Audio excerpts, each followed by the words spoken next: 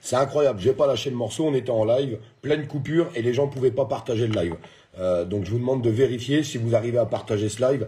À chaque fois qu'on essaye de traiter des sujets un peu délicats, je sais pas, les lives ils coupent, les lives ils sautent, les gens ne peuvent pas partager les lives. Bah, je vous laisse pendant le live regarder si vous arrivez à le partager correctement, si ça fonctionne correctement. Je sais pas, c'est vraiment bizarre. France-Afrique, la guerre est déclarée. Emmanuel Macron qui monte au créneau. Coup d'État au Niger par des militaires. Oui, pas par n'importe qui, par des militaires. Emmanuel Macron vient d'annoncer que s'il fallait faire une intervention armée, il la ferait pour reprendre le pouvoir indirectement. Attends, tu veux faire une intervention par des militaires pour attaquer des militaires, toi? D'accord. De gros intérêts là-dedans. Des gens me diront, Olive, ça ne nous regarde pas, ce qui se passe en Afrique, c'est pas notre problème. Si, c'est notre problème. C'est notre problème. Parce qu'il y a beaucoup d'intérêts, en fait, à travers tout ça, et on va encore en manger les conséquences, nous. C'est pas la faute des Africains, hein. Parce que les Africains, on va se dire la vérité, les amis. On arrête de se mentir. Des années et des années qu'on les dépouille. Pas nous, mais nos dirigeants.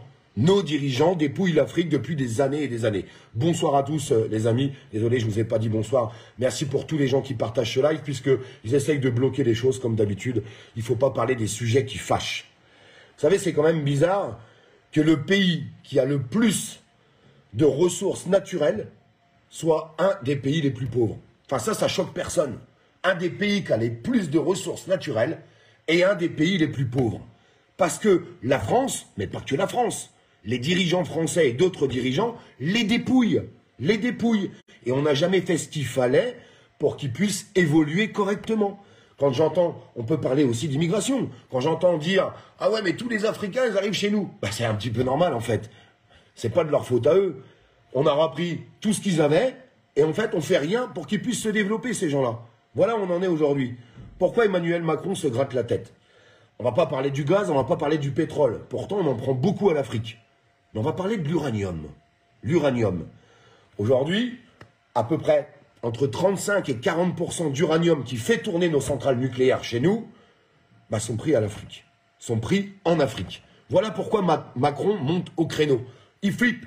Il flippe complet. Je vous le dis sincèrement, il flippe complet. Vous savez pourquoi tous ces pays-là sont en train de monter au créneau contre l'Afrique?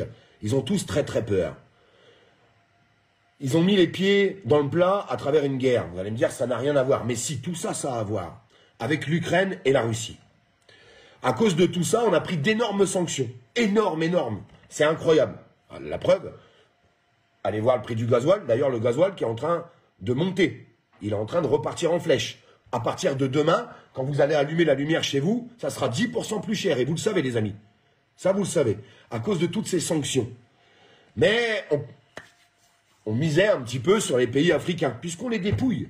Bah, ils voulaient les dépouiller encore plus. Mais là, ils sont en train de dire stop. Parce que il y a entre ce qui se passe au Niger, mais en fait, c'est toute l'Afrique qu'on a marre.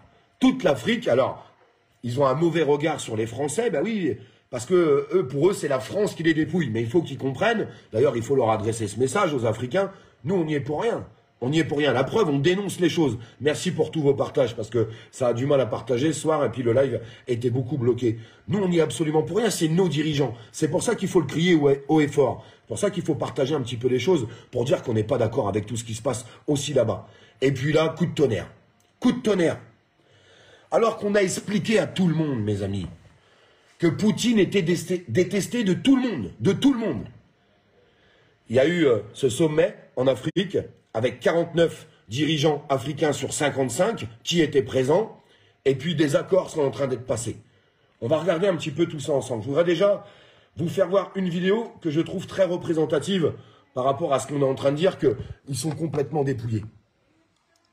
Cette exonération fiscale représente à peu près 22 à 30 millions d'euros par an, que l'uranium représente 70% des exportations du Niger et ne rentre que pour 4 à 6% dans le budget de l'État. Il faut aussi savoir, mes chers collègues, qu'une ampoule sur 3 en France fonctionne grâce à l'uranium du Niger et que 90% du peuple du Niger n'a toujours pas accès à l'électricité et qu'il est un des pays classés dans les derniers. C'est quand même vachement représentatif. Je vais revenir sur les sanctions.